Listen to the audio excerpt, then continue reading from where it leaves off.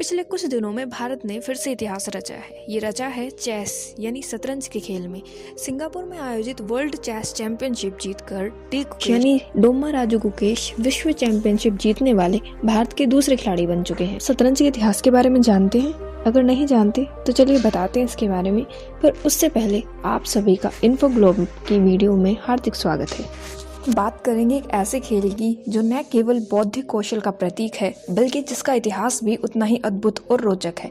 इस वीडियो में हम जानेंगे शतरंज का इतिहास, उसका विकास और इससे जुड़ी कुछ दिलचस्प कहानियां। तो चलिए शुरू करते हैं। शतरंज का आविष्कार लगभग 1500 साल पहले भारत में हुआ था। इसे संस्कृत में चतुरंग कहा जाता था, यानी चार भाग। यह खेल प्राचीन भारतीय सेना की संरचना को दर्शाता था, जिसमें पैदल सेना, घुड़सवार सेना, हाथी और रथ होते थे। यह खेल गुप्त साम्राज्य के दौरान लोकप्रिय हुआ और व्यापार और राजनयिक संबंधों के माध्यम से फारस यानी आज का ईरान पहुंचा।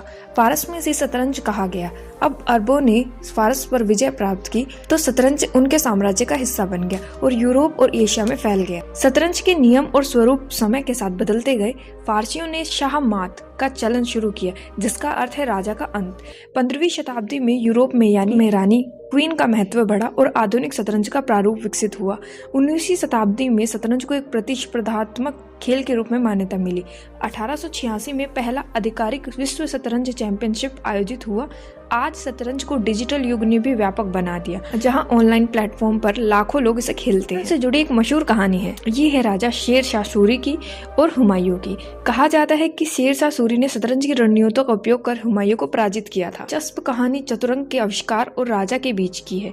कहा जाता है कि आविष्कारक ने राजा से इनाम में चावल के दाने मांगे। पहले खाने पर पहला, दूसरे खाने पर दूसरा, और इस तरह हर खानों पर दानों की संख्या दुगनी होनी चाहिए।